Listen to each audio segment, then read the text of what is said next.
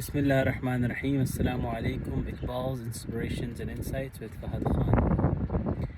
अपने मन में डूब कर पा जा सुराग़े ज़िंदगी, तू अगर मेरा नहीं बनता न बन अपना तो बन। मन की दुनिया सोज़ मस्ती जज्ब शौक़, तन की दुनिया सूद सौदा मकर फ़न। मन की दौलत हाथ आती है तो फिर जाती नहीं, तन की दौलत छाँव है आता है धन जाता है धन। मन की दुनिया में न पाया मैंने अफरंगी का राज, मन की दुनिया में न देखे मैंने शेख बरहमन। पानी पानी कर गई मुझको कलंदर की ये बात, तू झुका जब गैर के आगे न मन तेरा न तन। This beautiful poem from Bari Jibreel is a masterpiece of Allama Iqbal. In this poem he's posing a beautiful question to us. Do we want to belong to the world of man, which can loosely be described as the spiritual realm, or do we want to belong to the world of tan, which is this materialistic physical realm? So he starts out and says that take a deep dive into your own self to find out the secret to this life. In order to better understand your real purpose in this world, look within yourself, gain insight into your own self.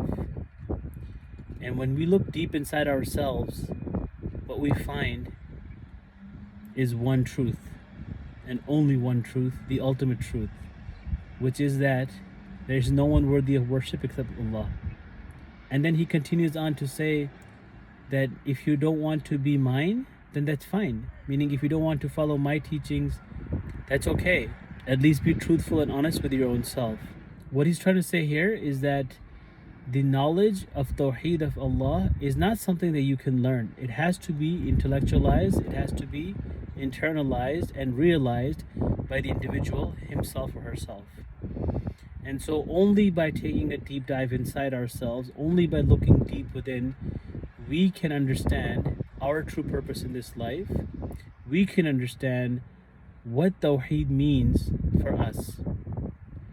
And then he describes the two worlds. He says, one world is this spiritual realm that exists outside of what we see, outside of the physical realm, and he calls it Man ki dunya. And he says Man ki dunya is filled with longing, with ecstasy, with pain, this desire to be with your Creator. And on the other hand, you have this physical world, materialistic world, which he calls tan ki dunya. And this world is characterized by sudo soda makrofan, profiteering at the cost of hurting others, being cunning, being clever, cheating, deceitful. But he says, remember, if you're trying to achieve wealth, then the wealth that you acquire through the metaphysical realm, through the spiritual realm, is the wealth that once you achieve it, it can never go away from you. But on the other hand, the wealth that you're trying to achieve in the physical realm, in the materialistic realm, it's like shadow. It comes and goes. You know, I'm sitting in my car here on a semi-cloudy day, and it's windy. So as the clouds move, shadows come and shadows go. That's what he says. Ata hai dhan, jata hai dhan. Your wealth, your materialism, all of that, whatever you gain, whatever you're trying to achieve, it will come and it will go. It's not something that will stay with you forever or will benefit you forever.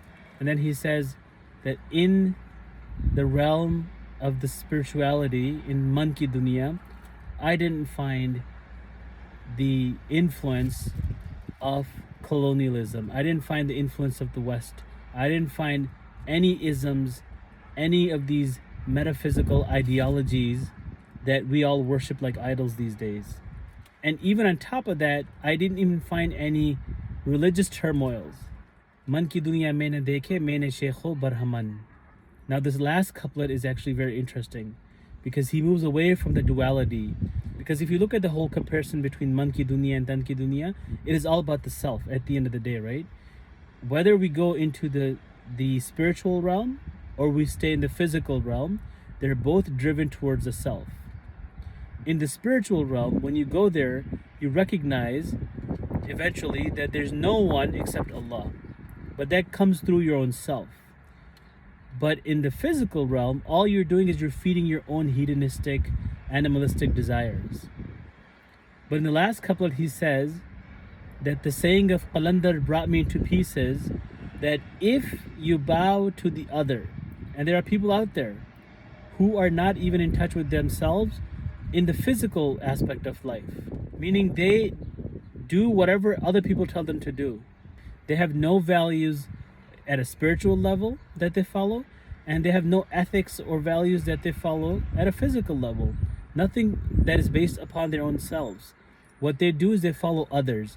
And he says, but when you become that individual who bows down to the other, then what happens to you? Tu jhuka jab ghair ke aage na man tera na tan.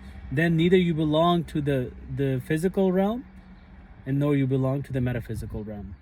And these are the people that suffer the most, because these are the people that are lost, people that are having existential crises, people that aren't able to recognize their purpose in this world or in the hereafter. Now the real question we need to ask ourselves is, do we want to belong to tan ki dunya or man ki dunya?